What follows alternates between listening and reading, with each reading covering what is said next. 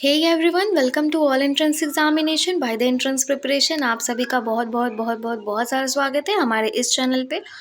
और आज मैं फिर से 9 बजे के पहले ही सेशन लेकर के आ गई हूँ, ठीक है, जो कि डेली करंट अफेयर्स का क्लास होने वाला है, जो कि बहुत इंपॉर्टेंट सेशन है, ठीक है। तो आज का सेशन हम लोग शुरू करते हैं बिना टाइम वेस्ट किए हुए, ठीक। तो हमारा पहला क्वेश्चन है स्क्रीन पर ये, ठीक। तो देखिए, अगर आपको मेरे साथ टेलीग्राम चैनल पे जुड़ना होगा फॉर फ्री पीडीएफ, फ्री आपको पीडीएफ मिलेगा, तो आप यहाँ पे मेरे साथ जुड़ सकते हैं, ठीक है। और वैसे लिंक आपको बायो में भी मिल जाएगा चैनल के, तो आप जाके वहाँ से भी ज्वाइन कर सकते हो मुझको, ठीक है। तो देखिए, in which state has a rare butterfly species named Neptis philyra been discovered, ठीक है। एक बटरफ्लाई अभी हाल ही में पाई गई है, ठीक है, जिसका कि नाम है नेप्टिस फिलारा, जिसको कि अभी ही रिसेंटली पाया गया है, ठीक है। वो इंडिया में अवेलेबल नहीं थी, ठीक है। तो बताना है आपको कि कौन से स्टेट में उसको डिस्कवर किया गया है। तो देखिए, पहले कुछ पॉइंट्स जान लीजिए जो कि इम्पोर्टेंट है, ठीक। तो देखिए, 1859 में ऐसी ही तितली रूस में, ठीक है, रशिया में ऐसी ही तितली 1859 में पाई गई थी सबसे पहली बार। कब मैंने बोला? 1859 में, ठीक है।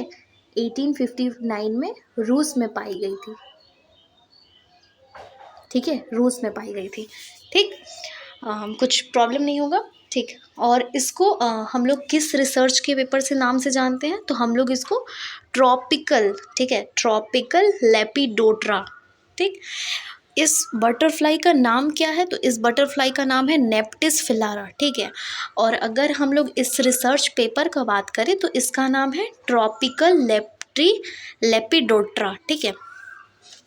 और देखिए, नीचे के साइड का पंख, इस तितली को हम लोग क्यों बोल रहे हैं कि मतलब इसे रेयर पाया गया है बहुत ही, और इसे 1859 के रूस में देखने के बाद इसे इंडिया में पहली बार देखा गया है।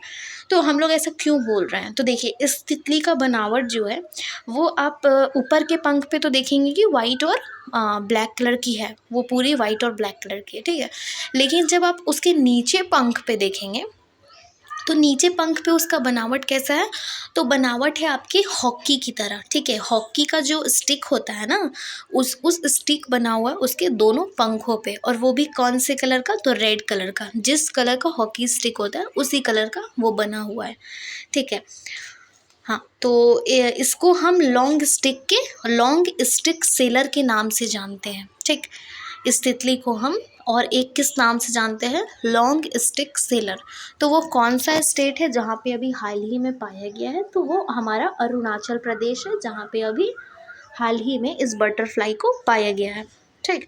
Next question. तो देखिए, on which of the following days is international dance day celebrated? तो आपको बताना है कि इंटरनेशनल डांस डे कब मनाया जाता है, ठीक है।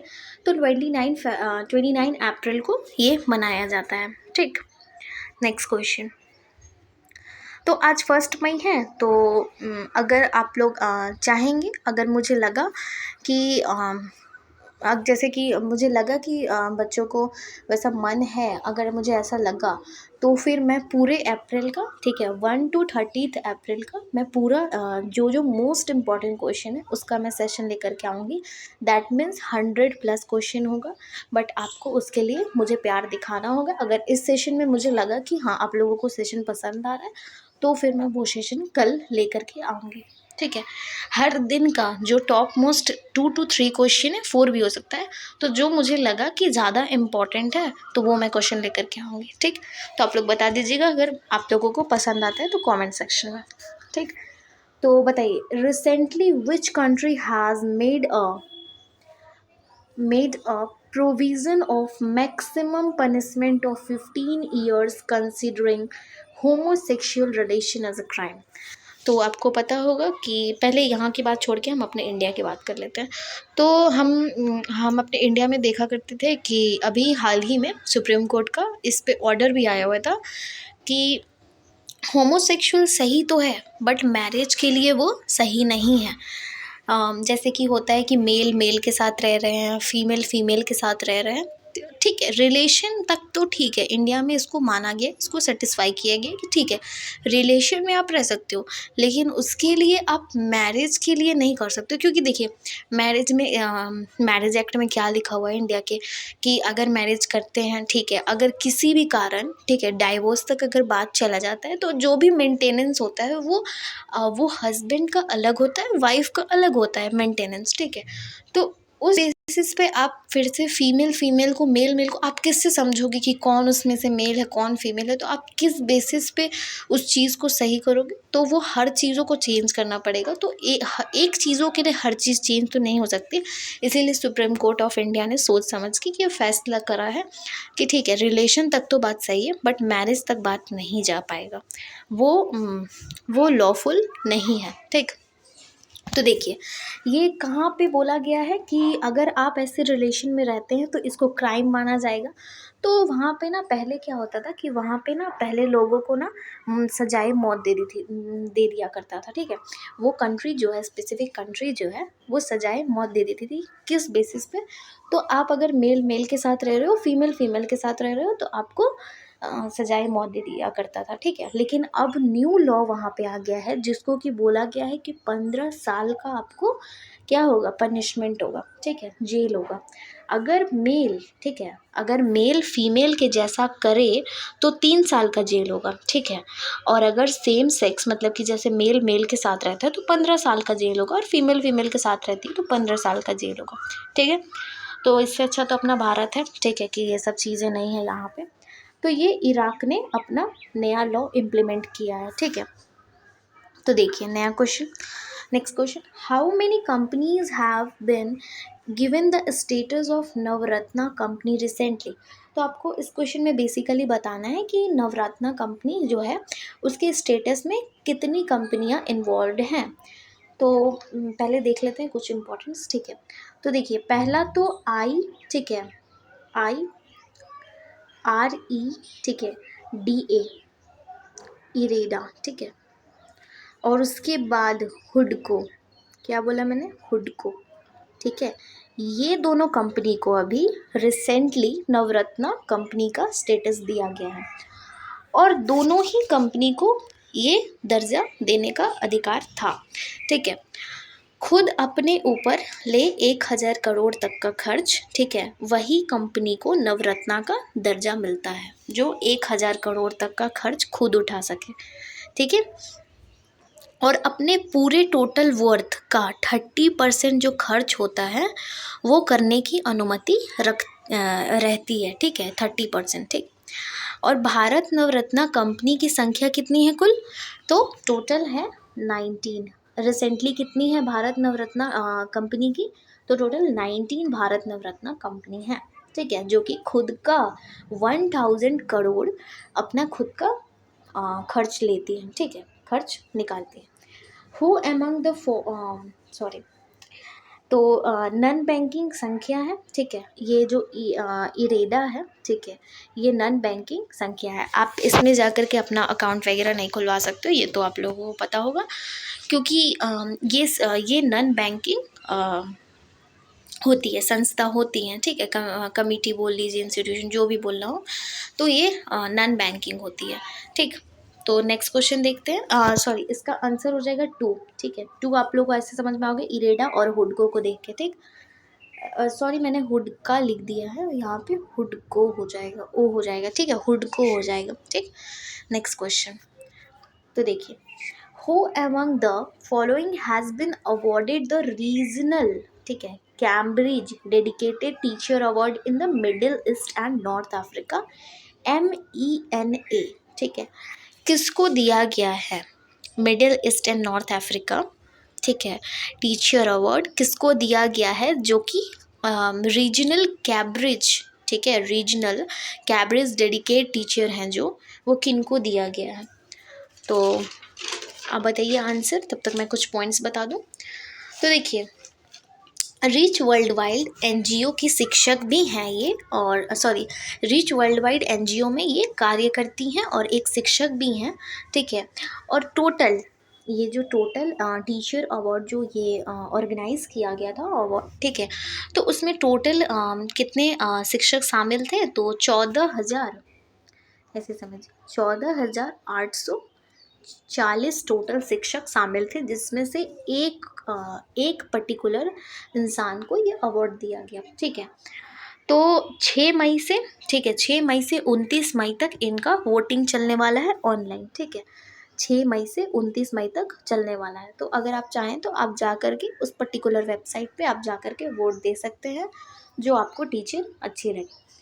तो यहाँ पे सभी गए हैं, तो ठीक है, इसका आंसर समझ लीजिए पहले। इसका आंसर हो जाएगा जीना जस्टिस, ठीक है। जीना जस्टिस को ये अवार्ड मिल गया है, ठीक है। अब हम एक और अवार्ड की बात करते हैं, ठीक है, जो कि 6 से 29 मई तक ऑनलाइन वोटिंग होने वाला है, ठीक। इसमें तो ये जीत चुकी हैं, ये तो कंफर्म है, ये जीत चुकी हैं, ठीक। लेकिन जो 6 मई से 29 मई तक ऑनलाइन वोटिंग होने वाला है, जो कि वैश्विक कैम्ब्रिज डेडिकेटेड टीचर अवार्ड बोला जाएगा। ये रीजनल है ना, वो वैश्विक होगा, ठीक। तो भारत की तरफ से इसमें शॉर्टलिस्ट में कौन है, तो मीना मिश्रा नाम की एक शिक्षक है, जो कि 29 तारीख को घोषणा होगा सबका वोटिंग देखने के बाद कि कौन टीचर वो डेडिकेटेड हैं। तो अगर आप चाहें तो जा करके हमारे भारत के लिए वोट कर सकते हैं, जो कि मीना मिश्रा है। वैसे आपका मन, आपको जिसको भी वोट करना हो, ठीक है। तो इसका आंसर जीना जस्टिस हो जाएगा। और बाकी तो हम लोग 6 से 29 मई के बीच में हम लोग उसके बारे में भी बात करेंगे, जो कि वैश्विक कैम्ब्रिज डेडिकेटेड टीचर है, ठीक है। अभी बस इतना जान लीजिए कि ये ऑनलाइन वोटिंग होने वाला है। नेक्स्ट क्वेश्चन, तो देखिए next question, Ishaq Dar has been appointed as the deputy prime minister of which of the following countries. Countries नहीं होगा यहाँ पे, कंट्री होगा, ठीक है, क्योंकि एक ही कंट्री के लिए अपॉइंट किए गए होंगे ना, 10 कंट्री के लिए तो नहीं ना। तो अफ़गानिस्तान होगा, पाकिस्तान होगा, कुवैत होगा और ईरान होगा। क्या हो जाएगा इसका आंसर, तो इसका आंसर पाकिस्तान हो जाएगा, नाम से पता चल रहा होगा, ठीक है। तो ये ऑलरेडी एक पद पे थे और इनको फिर से दूसरा पद के लिए निर्माता किया गया है, ठीक है। और ये विदेश में थे और जब यहाँ पे आए तभी इनको सुनने के लिए मिला कि इनको अपॉइंट कर दिया गया है डिप्टी प्राइम मिनिस्टर के पद पे, ठीक। नेक्स्ट क्वेश्चन देखिए, who has written the book the winners mindset which was launched recently. तो आपको बताना है कि अभी रिसेंटली ही एक बुक लॉन्च हुई है, ठीक है। लेकिन मैं आपको एक मतलब हिंट के लिए बता दूँ तो वो ऑस्ट्रेलिया के हैं, ठीक है, वो ऑस्ट्रेलिया के हैं। तो वो ये तो नहीं हो सकते हैं, ठीक है, और वो ये भी नहीं हो सकते हैं। तो बताइए कौन सा आंसर करेक्ट होगा, ठीक है। तो आपको और एक चीज़ बता दूँ, तो विनिंग द इनर बैटल, ठीक है, विनिंग द इनर बैटल जो कि 2023 में ये बुक लॉन्च हुआ था। हालांकि ये बुक 2024 की है ना, और वो बुक 2023 की लॉन्चिंग थी। तो उस समय भी हम लोगों ने उस पर बात करा था, ठीक है, विनिंग द इनर बैटल जिसका नाम था बुक का, तो वो किसने करा है, तो शने वेटसन ने, ठीक है, शने वेटसन ने ये बुक अपना लॉन्च करा है, ठीक है। चलिए नेक्स्ट क्वेश्चन देखते हैं, what is Bambi bucket that has been in the news recently. तो बताना है आपको कि ये जो अभी न्यूज़ में चल रहा है बम्बी बकेट, ये है क्या आखिर। तो देखिए मैं ऐसे बता दूं कि उत्तराखंड के नैनीताल, ठीक है, उत्तराखंड के नैनीताल में आग लगी थी जंगल में, ठीक है, जिसको कि एक हेलीकॉप्टर के थ्रू उसके आग को बुझाया गया। क्योंकि जब अगर जंगल में आग लगता है तो आग फैलने की संभावना इतनी ज़्यादा होती है कि फिर कहाँ तक आग फैल जाए ये किसी को अनुभव नहीं होता, ठीक है।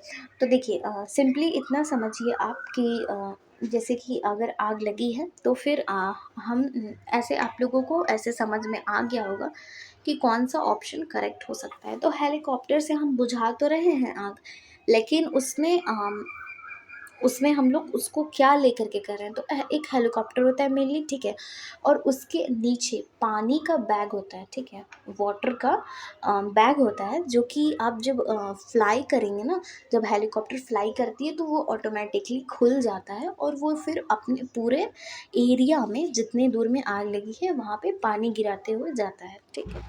तो उसका नाम है एरियल फायर फाइटिंग इक्विपमेंट। क्या नाम है? Aerial fire fighting equipment. ठीक है, नेक्स्ट क्वेश्चन पे चलते हैं।